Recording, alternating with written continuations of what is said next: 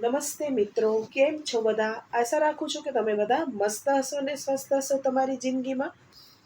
તો ચાલો એક નવી રેસીપી લઈને તમારી સમક્ષ આવી ગઈ છું. આજે આપણે બનાવીશું શ્રાવણ મહિના સ્પેશિયલ ફરાળી રેસીપી લઈને આવી ગઈ છું. ઉપવાસ ન કરતા હો તો પણ ઉપવાસ કરવાનું મન થાય તેવી રેસીપી આજની છે. જોતાં જ ખાવાનું મન થઈ જાય તેવી આપણી રેસીપી છે. તો ચાલો મિત્રો બનાવવાની શરૂઆત કરીએ. આજે આપણે બનાવીશું દહીંવડાની રેસીપી, તે પણ ફરાળી દહીંવડા. તેના માટે મેં એક વાટકી જેટલો સામો લીધો છે અને એક મોટું બટેટું લીધું છે.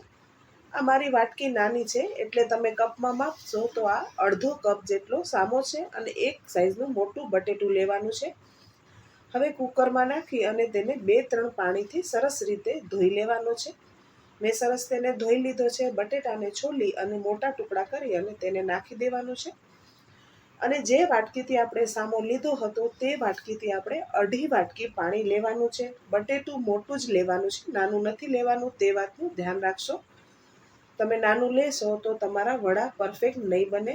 ચટણી બનાવી લઈ. અડધો કપ લીલા ધાણા લઈશું, 3 તીખા લીલા મરચાં લીધા છે, અડધો ઇંચ આદુનો ટુકડો, સ્વાદ અનુસાર મીઠું, અને મેં આમાં સિંગના દાણા પણ નાખ્યા હતા પણ મારો વિડીયો સ્કીપ થઈ ગયો. 3 ટેબલસ્પૂન આપણે પાણી નાખી અને આપણે ચટણીને સરસ રીતે પીસી લઈશું. આ આપણે દહીંવડા માટે ચટણી બનાવી રહ્યા છીએ. તમારી પાસે હોય તો તમને કરવાની જરૂર નથી ચટણી.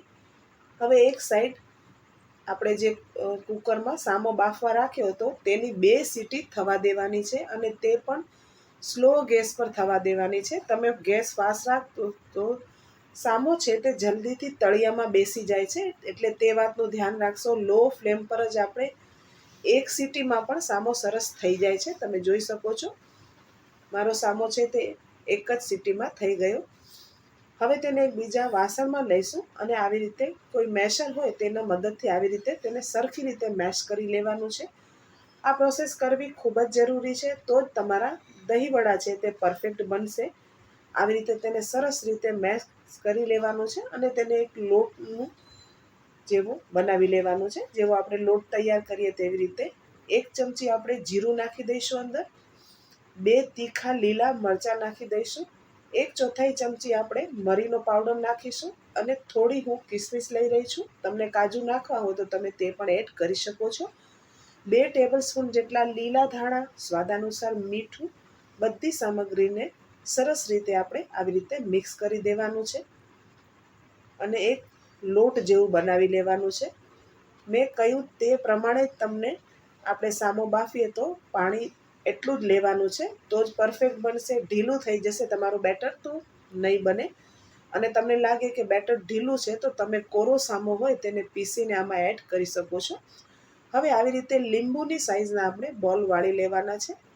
હવે મેં એક અપ્પે મેકર લીધું છે, તેમાં બે ટીપા જેટલો આપણે તેલ નાખી દઈશું અને અપ્પે પેનને સરસ રીતે ગરમ કરી લેવાનું છે અને આ મોલ્ડમાં આપણે આવી રીતે ગોઠવતા જઈશું.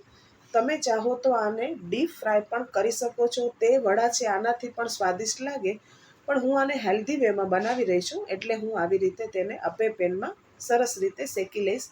આ પણ સારા જ લાગે, પણ તમને જો તળેલું ખાવું પસંદ હોય તો તમારી ચોઈસ છે. હું તમને બંને રીતે બતાડીશ કે બંનેનું ટેક્સચર કેવું આવે અને કેવા લાગે. હવે આપણે અપ્પે પેનને મીડિયમ ફ્લેમ પર રાખી અને બંને બાજુથી તેને સરસ રીતે શેકી લેવાનું છે. તમે જોઈ શકો છો નીચે સરસ આવી રીતે કલર આવી ગયો છે. આવી રીતે આપણે ફેરવતા ફેરવતા બધી બાજુથી તેને સરસ બ્રાઉન કરી લેવાના છે.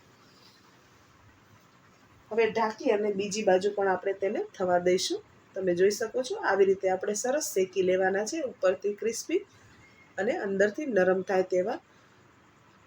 હવે હું બીજી બાજુ આને સેલો ફ્રાય કરી રહી છું, ડીપ ફ્રાય નથી કરી રહી. તમે ચાહો તો તેને ડીપ ફ્રાય પણ કરી શકો છો, પણ વડા વાળતી વખતે તે વાતનું ધ્યાન રાખવાનું કે આપણે વડાને એકદમ સ્મૂથ વાળવાના છે. તમારે જરા બી ક્રેક્સ હશે તો તમે તેને ફ્રાય કરશો તો તૂટી જશે. હું તેને ડીપ ફ્રાય કરી અને કાઢી લઈશ. એક બાજુ આપણે દહીં રેડી કરી લઈ. મેં 1.5 કપ જેટલું દહીં લીધું છે અને એક બાજુ મેં સાકરને પીસી લીધી છે. તમે જો સાકર ન ખાતા હોય તો તમે જે ગોળનો પાવડર આવે તેનો પણ ઉપયોગ કરી શકો છો. હવે હું 2 થી 3 ચમચી જેટલી આમાં સાકરનો ઉપયોગ કરી રહી છું. તમને મોળું મીઠું જે પ્રમાણે જોઈએ તેટલો ઉપયોગ કરી શકો છો. હવે તેને આવી રીતે આપણે સરસ રીતે ગરણીમાં ગાળી અને દહીંને સ્મૂથ કરી લઈશું. આવી રીતે કરવાથી દહીં છે એકદમ સ્મૂથ બને છે. તમે જોઈ શકો છો કેવું સ્મૂથ દહીં આપણું રેડી થઈ ગયું છે. હવે આપણે દહીં વડાની પ્લેટિંગ કરી લઈએ. જેટલા જોઈએ દહીં વડા તેટલા આપણે પ્લેટમાં મૂકી દઈશું. 6 થી 7 વડા મેં મૂક્યા છે.